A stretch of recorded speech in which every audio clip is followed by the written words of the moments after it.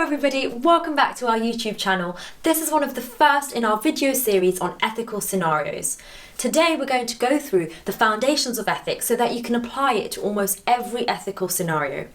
Ethical situations arise in almost every aspect of healthcare, from how you discuss matters with your patients to how you interact with your colleagues. They therefore have a very high probability to feature in your interview and can come up in both MMI interviews as a station and in your traditional panel interviews. Today, we're going to go through how you can adapt the key pillars of ethics to any situation and scenario. What's most important, however, is that as much as you may know the common things such as abortion, euthanasia, confidentiality, and organ donation, what's most important is that you can take the key teachings from this and apply it to unknown situations and those that you're most unfamiliar with, as often that is what will come up at your interview. We'll also move on to moral scenarios. This just tests your judgment, and sometimes ethical pillars may not apply here, but your overall view and balancing ability of the different views does. So let's crack on. There are essentially 4 pillars that we refer to in medical ethics. You may find a few more when you read online. However, these are the basis of your understanding so that you can apply it to any ethical scenario. So let's take them in turn. Autonomy. Autonomy is essentially a respect for patients' wishes and their rights. Patients have a right to make a decision, and it's our duty to respect this. If a patient has capacity to make their decision, irrespective of how wrong we may think their answer and decision is, we have to respect it.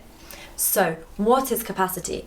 Capacity is essentially the patient's ability to make that decision. So, you don't need to know this in a lot of detail, but we'll briefly touch on it.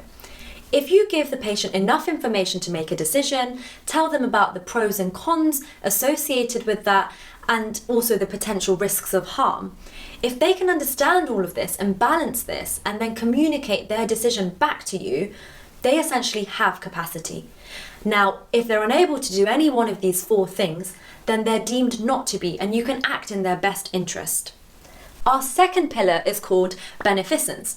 This is essentially to benefit the patient or to do good by our patients and therefore act in their best interest. The third pillar is called non-maleficence. We must not harm the patient or do bad by them. This often goes hand in hand with beneficence, because if you do good by a patient, then by default you don't do harm by them. So it's a good way to remember both the pillars. The last pillar is called justice. This is all to do with our effect of our decision on the wider community and whether what we're doing is fair on the other people affected by this decision. So it's about thinking further about the other people involved in your decision making. So to summarise, we essentially have 4 pillars of ethics: autonomy, beneficence, non-maleficence, and justice. It's really important that you can find viewpoints that associate with some of these pillars. It's absolutely okay if all 4 pillars don't apply to the scenario. You don't often need it. And it's also okay if you have some viewpoints that you can't link to a pillar.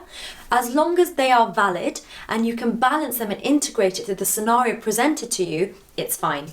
So now that you know the pillars, we're going to move on how you can articulate this at interview.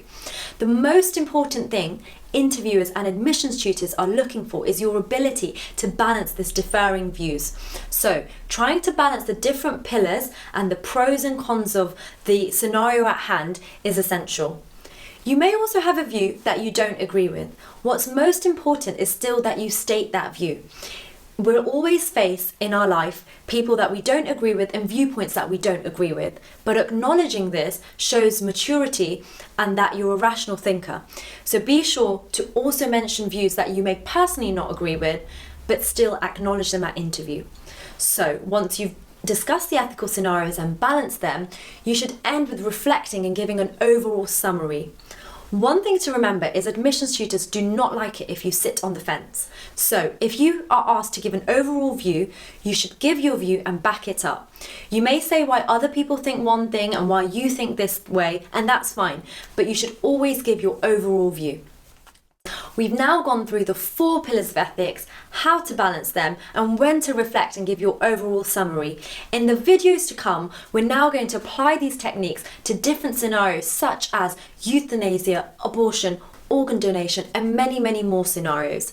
To find out more, visit www.step2med.co.uk, where we have a whole ethical section with lots of free articles for you to download. Subscribe below to our YouTube channel so that you can keep up to date with our ethical series.